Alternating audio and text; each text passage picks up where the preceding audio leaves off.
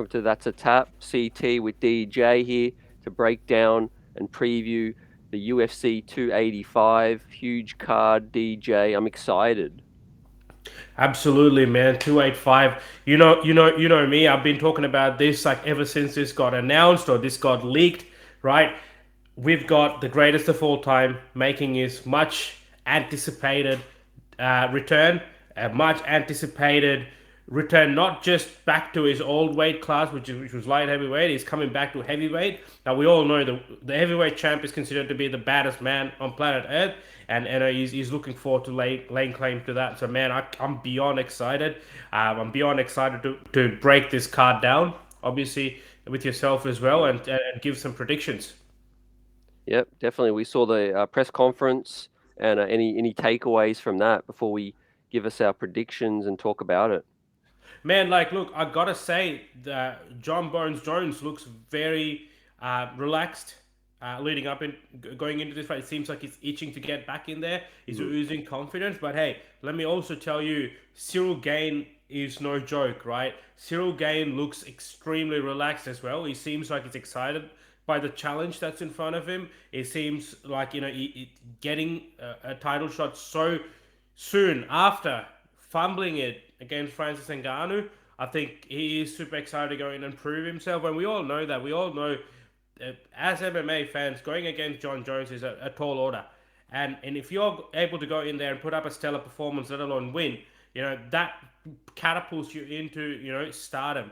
So not just stardom, but in terms of confidence, in terms of your skills, get set a level, how you're perceived as a fighter, in your reception in the MMA world is going to be insane. And he knows that. He seems like a guy who knows that he's carrying that around. I think it was an evenly distributed press conference. The whole main card was up there. There wasn't really too much drama. I think John Jones was. Whenever he was talking about Cyril Gane, he was making comments on the holes he sees in Gane's game, whereas Gane was more, I guess, a little bit more respectful in that sense. Saying that he definitely knows he's fighting the GOAT, but he's also confident that he'll bring one of the toughest fights that John Jones has seen. And then we got the core main event: Shevchenko, arguably the greatest female fighter of all time, taking on Alexa Grasso. I believe she's got what, 9 title defenses or something. So it's just at this point it's become a formality, but there is a little bit of that excitement. And she acknowledged it herself in that press conference, saying, "Hey, look, I Mm. understand my last fight, appeared to be a challenge to me, and that's how that fight was perceived by the general public. But this time, I've got now another opportunity to put a stamp on it and say, look, no, I am Valentina Shevchenko. I am the baddest woman on planet Earth." So, and then look, Alexa Grasso is up for the task. She seems confident. She wasn't as vocal, obviously, and I think no, having seen a fight in the past, she's more someone who lets action speak inside the cage than sort of get this press conference and trash talk and all that. I don't think there was any trash talk at all. Extremely skilled matchups. We have Bo Nickel making his UFC debut against Jamie Pickett. They sort of again, it was just comments. They're just answering questions about each other and what they're expecting to do. We had Gamrod and Turner as well. Same thing. I think there was a couple of questions towards them. Jeff Neal, Rachmanov. That's an exciting matchup. But the face-offs are intense, man. I gotta say, man, what do you think of the John Jones Cyril Gane face-off? Yeah, I liked it. I pushed the belt, obviously. Um, I just think 3 years of built up energy, Yeah, maybe some renewed hunger. You mentioned, yeah, yeah, I agree. John Jones just looked really calm, ready yeah. to come out and prove that he is the best, the goat, and the best at heavyweight, which is a new challenge. We all know stars love a new challenge, and Gane, he didn't really disrespect him, so it did show to me that I think he's got Jones's respect. But Yeah, man, absolutely. Jones is keen to kill him. I think. I mean, look, yeah, with John Jones has said time and time again, look, my past, the recent opponents didn't really light up a fire inside me. Really didn't push me to the point where I was nervous of losing and I wanted to train my butt off. And he's saying this challenge at heavyweight, not necessarily Cyril Gane, but just the heavyweight challenge itself has done that to him, and he's found that that X factor, or that fire in him to want to push and challenge himself. So let's just hope that transpires or translates, sorry, Yeah, into the performance in the cage. Right, on paper, I think John Jones should reign supreme, but that's on paper. We've seen a lot of things on paper. Islam Makhachev was meant to run through Volkanovski, right? And we all know what happened. So, yeah, um, yeah, look, I got to make a quick comment on this too. I mean, the UFC has, since they put their foot on the gas, right? They just haven't taken it off, right? 2022 was a stellar year for the UFC in terms of the card quality, the fights that we got to see, and I mean, if you feel like 2023 so far, not just with the fights that we've seen so far, but also the announcements, it's just gone to the next level.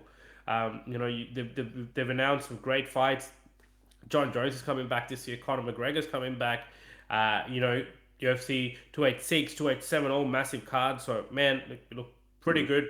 Well done to the UFC, obviously, showing time and time again why they're well ahead of the competition. yeah. Non-stop action, and let's start with the main event. The betting odds: John Jones $1.59 on sports bet. Cyril Gane, the outsider, now 237. And is that fair for you? Uh, yeah, I think so. Let me. It's not as drastic. It's quite close, to be honest, right? Mm, What's interesting is that John Jones actually opened as an underdog, if you remember, and then as time progressed, obviously the line or the odds kept moving. There was a movement there, and now we finally not settled. I would say we still got 2 days to go, but John Jones is now the favorite. But the fact that the scales are tipping and are so close, it shows the quality of the contest that we have in our hands, right? Cyril Gane, while he had just lost to Francis Ngannou for that heavyweight title, let's not forget he's 11-1. He's won 11 of his fights. He's only been in this game for 3 to 4 years, right? And he's got a unique style. He's an extremely accomplished kickboxer, and he brings that style into MMA. And he's also been able to hold his own in the ground. Obviously, different story with Francis Ngannou. I think the preparations were going to be interesting thing that Cyril Gane said in the press conference was he was preparing for a stand-up fight. I mean, again, the highlights when you're in a fight camp, you train for all outcomes. You train yeah, you striking department, you train your wrestling, your grappling, your jiu-jitsu. But obviously, he was taking a very striking and heavy approach, expecting Francis Ngannou to bring a striking heavy game plan. And obviously, in the third round, we saw that script flip. And he's saying that was the reason he wasn't prepared. He wasn't expecting that. But now he knows what John Jones is capable of in terms of his wrestling pedigree. And he was this time able to prepare. How much did he prepare? We won't know until we see him in the cage. But without a doubt, John Jones is going to have a heavy advantage in the wrestling department on the ground, just in general, compared to Cyril Gane. No matter how much you're mm, preparing in camp, John Jones is a lifelong wrestler. He took DC down, one of the best wrestlers in the organization. So that says it all. Um, I guess. Look, just overall, CT. What are your thoughts on this matchup? What are your thoughts in terms of the skill matchup? yeah. I think it's we're in for an absolute treat. Like first and foremost, fight fans. This is an excellent matchup. We all miss Francis, of course, but this is the next best thing for me, definitely. Um, Now, 3 years, John Jones hasn't fought DJ. 3 years is a lot. Cyril Mm-hmm. Gane, he referenced that he's been active. That Yep. how I always like active fighters. I always like to give an edge to a fighter who's active. Yep. So Absolutely. this has all the makings of just an amazing stylistic matchup because it's the GOAT versus a guy who's been more active. Um, Gains mobility.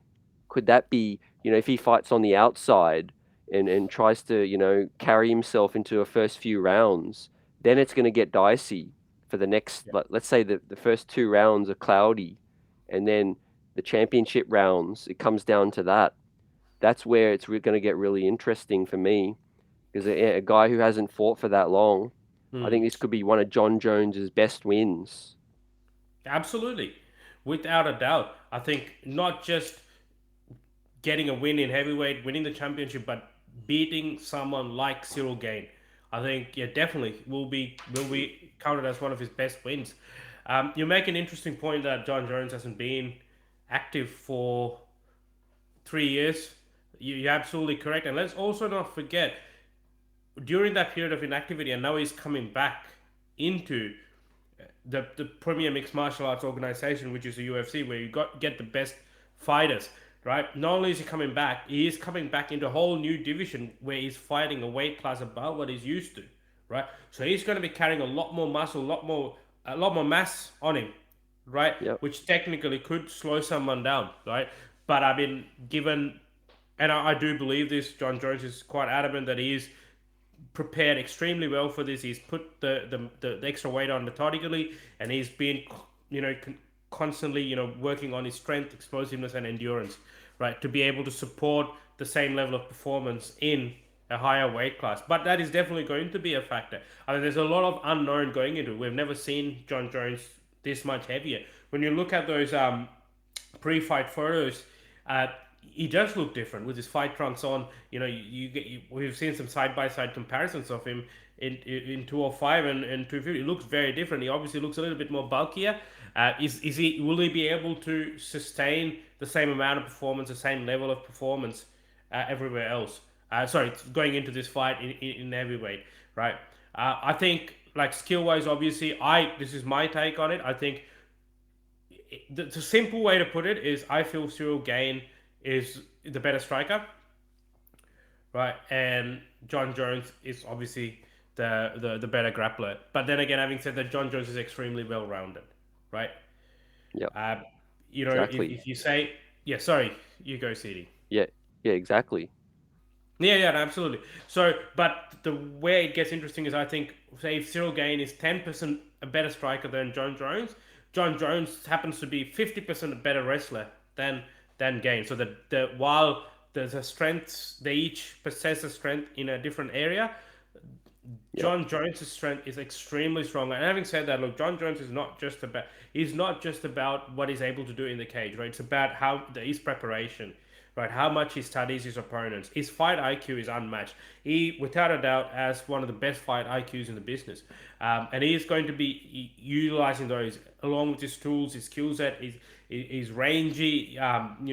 He's got good striking as well. He's a well-rounded striker. He's knocked out people. He's submitted people, right? He's gone the distance, done it all, right? And we'll talk about sort of his accomplishments in a little bit later. But all these things, right? The only question mark is that can we sustain this in heavyweight, right? And then when you look at Cyril Gane on the other end, he's extremely elusive, right? I know John Jones is saying I've seen fighters like him, I've fought fighters like him. He was referencing Thiago Santos, he was referencing Lyoto Machida. With all due respect, I don't think Cyril Gaines like them. I do think he's different. I do believe he's different, and I do believe he is going to be. It is going to be something new for John Jones to adjust. But I do also believe that he will adjust. He will make the changes necessary during the course of that fight to tackle the style of Cyril Gaines. Right. While Cyril Gaines extremely elusive, very bouncy, and an extremely elegant striker, very effective with his striking, very accurate. Um, that style does tend to take a toll on your cardio as well. So we do see him. We've only seen him go the distance a few times, and we do see him get tired, and that sort of the speed does slow down a bit, right? And we've seen John Jones always capitalize us in those championship rounds. Championship rounds are John Jones's rounds. If you remember Dominic Reyes' fight, man, like arguably Dominic Reyes was in the lead going into those first 3 rounds, and then Oh we yeah. saw Dominic Reyes slow down, and then the championship rounds, John Jones took over extremely strongly. So yeah, look, there's a lot, but that's what makes this fight exciting. That's what makes this fight exciting is because there's while the the goat's coming back, right? He's expected to beat Cyril Gane. I do feel, man, I call him Gane and Gane. I don't know how to call it. Like it's spelled Gane. I don't know. Like it's a Gane, Gane. Anyway, Cyril Gane, Cyril Gane, right? So he's expected to beat him, but I do feel it's going to be a very close contest. I am actually, I'm inclined to say this goes to distance. Mm. Yep. I could see that. are really Yeah, good. And you might have caught that I was alluding to the fact that Jones hasn't fought for so long that this will be closer than most yeah, people think. I think absolutely. the odds are pretty fair. Like, there's not a huge, disparity in the odds. But I think, yeah, Gane could have a nice tactic, fight on the outside, keep moving. Like I said, let the round one and two go by where Mm. it's in doubt. Try to steal a few rounds. In other words, EJ, Yeah, and then pounce on round four, three, four, five. Maybe yeah, get an advantage. Get to the scorecards. Um, yeah, clip him with his speed, possibly. yeah. I Like I guess. said, this could be Jones's biggest win. It Mm. takes a lot to be out of the game for 3 years and then defeat the second best guy. Yeah, and then come back and fight for a championship straight away. And these are things only like John Jones can do, right? And it's also thing. I mean, if this was anyone else, we would be, saying it's ridiculous. There's no way they're going to come back and win a title. Whereas right now, a majority of us believe that John Jones is actually going to do it. That Mm. speaks to the skills of this person, the resume, and I mentioned just before, like his accomplishments since 23, since he became a champion at the age of 23. He's 35 now, right? Obviously he's had his troubles and being away from the game in between that stint. But since the age of 23, he's fought nothing but number one contenders. So he's always fought the second best guy in the division, and he's been dominating them across generations, right? You're starting from the Rampage Jacksons to Shogun to Lyoto Machida to then he had the DCs, the Gustafsons, and he also had the Thiago Santoses, Anthony Smiths, and Reyes's, and now he's going to a whole different weight class and he's fighting a new generation of heavyweights, right? So this is just an extremely accomplished individual, without a doubt, the greatest mixed martial artist. I think him winning on Sunday would cement it, right? But even if he doesn't, I don't think it takes away from the fact that he is the greatest of all time. That's what I believe, right? I, I wish the 3 year layoff wasn't there. It would have been a little bit more interesting. But then again, would he have needed those 3 years to still put on the weight that he wanted to put on? Because jumping from light heavyweight to heavyweight is not an easy task. Because you're looking at packing about 40 pounds, right? 40 to 45 pounds. It's not easy, right? That's about 20 kilos, right? 22 kilos. That's not easy, right? So he would have still needed some amount of time. He would have still been out of the game, regardless of all the other politics that were going on. But I feel like maybe he might have taken the 2 years, right? Instead of three. Maybe we would have seen him a year sooner. Who knows, right? But he is here now, right? And we should be thankful. He's here now, and we get to witness him fight live, right? Not live in the arena, but live, right? We get to see him on pay per view, and he's going to be fighting Cyril Gane. So, you also mentioned, Gane should probably hop around and try and conserve his energy, and then probably go harder in the later rounds. Part of me also feels that maybe his game plan should be to go hard at the beginning. Right? His strength is striking. Right? He is a knockout. He's got power in his hands. Right? I would even say maybe go in with the intent of knocking because John Jones hasn't seen you. The first round is going to be probably the most challenging round for John Jones because that's when we all agree that he's going to be a challenge, right? In terms of his elusiveness of movements, that first round, John Jones is at least going to take some time to download information. Okay, whoa, okay, these are his movements, these are his tendencies. Okay, cool. Now I'm in front of him, I can see that, right? So he's going to be not as confident in that first round, and that's probably where Cyril Gane could capitalize, right? Try and clip him. He's accurate, right? And John Jones has been it previously. I mean, if you see the Dominic Reyes fight, there was a lot of opportunities where Dominic Reyes landed flush, right? But what happens when someone like Cyril Gane lands flush, right? So I think that's probably a good bet. But if John Jones survives, if you go all out in the first 2 rounds, and if John Jones survives that, then obviously becomes bad news for Cyril Gane. So a lot to consider, but thankfully that's why that's why we're not managing their camps and they've got their professionals doing that, studying opponents and all that. So, but that's just my take on it. Yep. No, I like the points you raised about maybe going early Yeah, for a gain. yeah, Um, yeah. Look, honestly, it's closer to a 50-50 fight than a lot of people think. absolutely. It's not going to be a walk in the park for John Jones. I can tell you that. Like, I don't Mm, think so. I mean, look, MMA, anything can happen. Like, he might go in and knock him out in 5 seconds, man. We wouldn't know. And we'll be texting each other. Did you see that?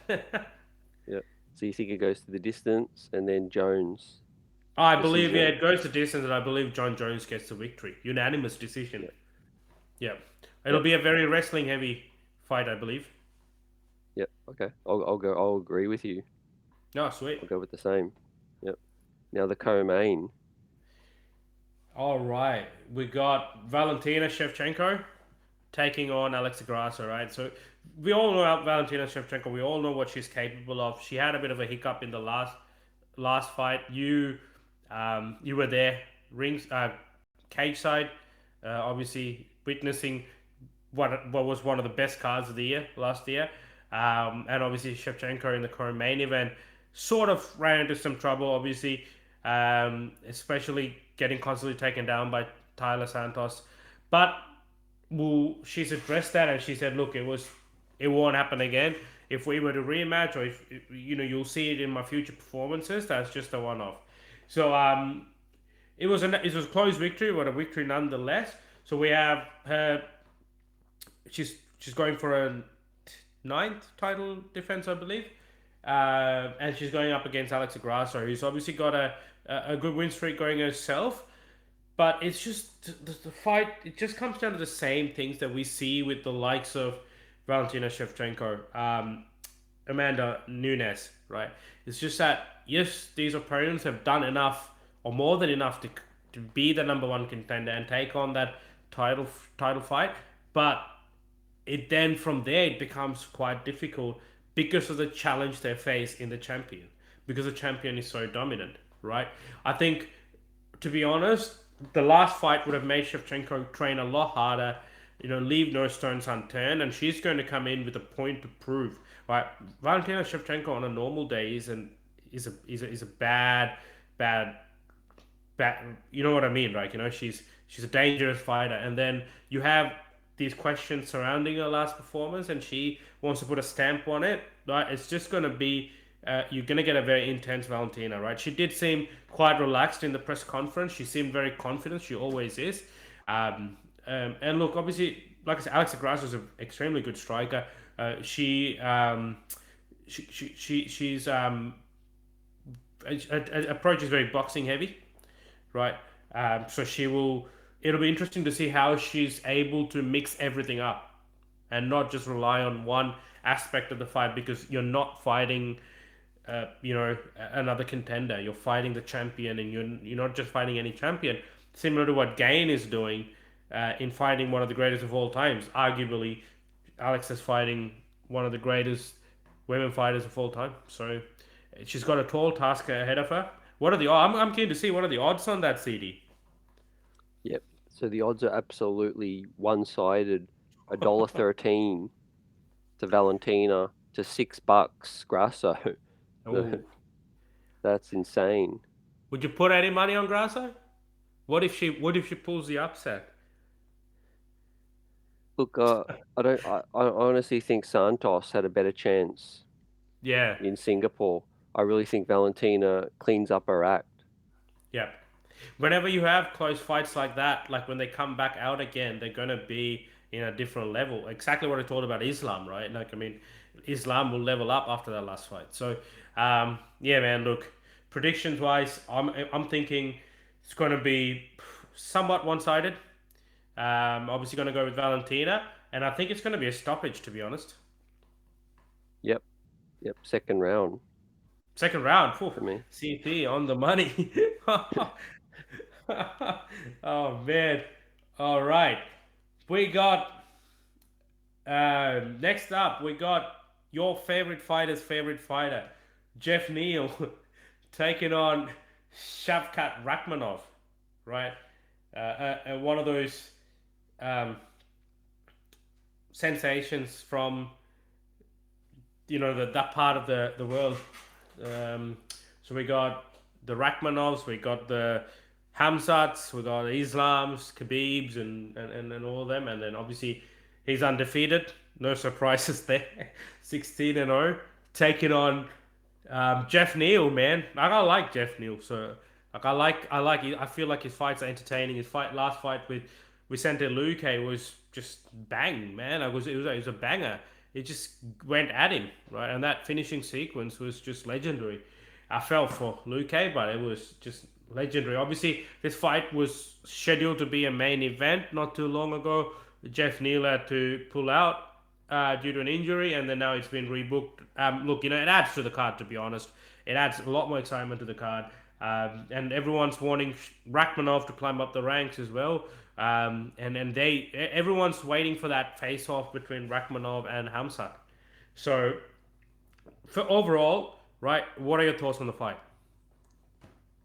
Yep. Look, just on that note, yeah, a buck 18 Rachmanov to 495 Neil. Yeah, it So was kind of that's one an sided. yeah, that's another huge one-sided swing. Um, Look, I give Neil a chance, but I think Rachmanov's that he's just in form Yeah. and he's going to take some beating. I predict him within 3 rounds. Okay. Rachmanov, that is. Yep, Oh, all right. yep. What are you Look, thinking? I feel it's a. I feel the same. I feel obviously Rachmanov will get the win, right? I think it's going to be another very grappling heavy fight. However, like, man, Jeff Neal's got bombs in his hands. Like he's got dynamite, man. Like he touches you, you could go to sleep. Hands And of the thing is, steel. Jeff Neal just marches forward. He doesn't care. He marches forward and he tries to land. So for me, I guess the thing is, Jeff Neal has a very good chance of landing on Rachmanov, right? So that element makes it a bit exciting, but I think Rachmanov's quite proficient or quite um, understanding of that risk, and I think they would have prepared enough to negate that. I'm also going to go with a decision, however. I'm going to go with the decision win for Rachmanov. Yep, I like it. And we've obviously got next up Jalen Turner, Turner. Gamrot. Jalen Turner Gamrot. So originally this fight would have been a fight that would have been a little bit more closer to us than what it is right now because it was meant to be Jalen Turner taking on Dan Hooker, if you recall, right? Obviously Yep, Dan Hooker broke his hand, yep, so he had to pull out, and then obviously Mateusz Gamrot took on the challenge. Man, Gamrot impressed me when he fought Armin Sarukian. That was one of the best fights that I'd ever seen. I was just insane. I remember watching that fight. I didn't know much about these guys, and then I would just watch the fight because it was a main event, and man, I was blown away. Like the exchanges, the scrambles, it was just insane. Ever since then, whenever I see Gamrot's name or Sarukian's name, I'm ready to watch that fight. And so yeah, look, it's an exciting fight. The only thing that puts a question mark over Gamrot is that it is a short notice fight. So he did step in on short notice, right? And Jalen Turner, man, is one of the best strikers that are. Is a very good striker, very crisp, right? The tarantula, and he's also his frame is a lot bigger than some of the other 155ers. We saw that when he fought Brad Riddell, right? And then he submitted Brad Riddell, right? So but it's gonna. I feel like this is one of those fights that's gonna be fireworks. I'm gonna give the edge to Turner. Does the odds agree with me or not? no, yeah, actually odds favor Gamrot Oh, here at okay. 147, and Turner is 270. Oh, okay. So, but I mean, in a head-to-head race, that's close enough Yeah. for each to have a chance. I like Gamrot for this one. Gamrot. He's Okay. just yeah, he's just reckless. Something about him, when you Yeah. take these short notice things. Yeah. Uh, yeah, I mean, I do believe Gamrot's grappling is going to be a little bit too much for Jalen Turner, but I'm finding it hard to see how Gamrot's going to be able to close the distance, get inside that reach, and be able to impose that game plan on Turner, right? That's probably what will Yeah, that's the only thing that makes me go with Jalen Turner. But yeah, let's see. I feel it's going to be a knockout. I feel it's going to be a yeah, TKO or a knockout. Jalen Turner. yep. Yeah. That's good. Let's revisit that. Yeah. And then we got Bo Nickel, who's a Oof. dollar four versus $11 per Ooh. Pickett. That's insane. That's insane. I thought the Grasso fight, the Shevchenko Grasso would be lopsided, but my God, man, I'll tell you this, right? I've never seen anyone either coming off the Contender Series or coming off any other places for that part come with so much hype debuting into the UFC, right? So much hype behind this guy that he's he's in the main card. He's opening the main card. He got a huge pop when when his name got announced, right? Um, I've seen him fight. I saw both his contender fights live, as in not in person, but obviously as it happened. And then that made me go back and watch some of his other fights outside of the UFC. His wrestling is unmatched. Look, to be honest, arguably the best wrestler in this card, arguably, right? Um, is a wrestling world champion, right? And obviously decided to make the transition into MMA. Wrestlers, they probably have the best chance of success when they transition into MMA because they do. You call it like you can consider that the base, like to get the base right, right? Um, so he is taking on Jamie Pickett. Jamie Pickett's he's also a contender series uh, winner. He look, is he the toughest guy Boronicle can fight? Absolutely not. But he's another guy who does have power in his hands, right? Can put your lights out. Um, Definitely the toughest person Bonicle's fought. I mean, it's quite easy to say that when this is your debut in the UFC. Anyone you fight will be your toughest fight. Um, yeah, man. What do you think? What do you think? Look, yeah, watching the press conference, Nickel looks so confident, Confident. Yeah. yet so calm, and it's hard to go against the odds on this one. I think Mm. they are building him up, you know, Yeah. to be that next stud. And let's Yeah. see, he predicted a first round knockout, didn't he? He predicted a Or first second? round finish, Yeah, so it could be submission or knockout. Man, yeah. Do you agree with them? Do you agree with the odd makers? yeah. I think it's a little one sided, but Mm. probably yeah, Nickel within a stoppage within 2 rounds. Yeah. 2 rounds. What do Okay. you Yeah. think? Yeah. I think Bornico will win this. it'll, it'll be it'll be like it'll be on. I can guarantee you this fight is gonna be on the ground. Right? Like you cannot. I don't think Jamie Pickett's gonna stop Bo Nickel from taking him down. He will take him down, and then I reckon he does whatever he wants down there. Right? I Oh yeah, think. I don't know. I don't know if he'll get the submission.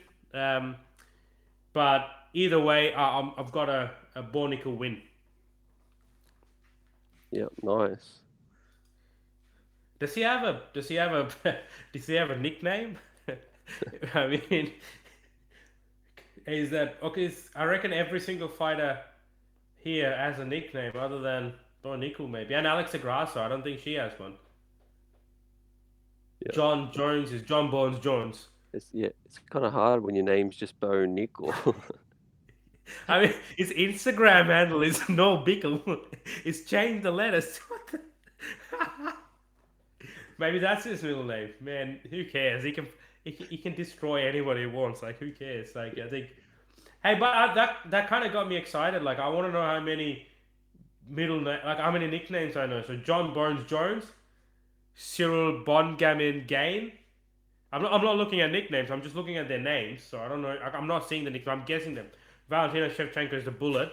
I don't think Alexa Grasso has one. Jeff Hands of Steel Neil. Yeah.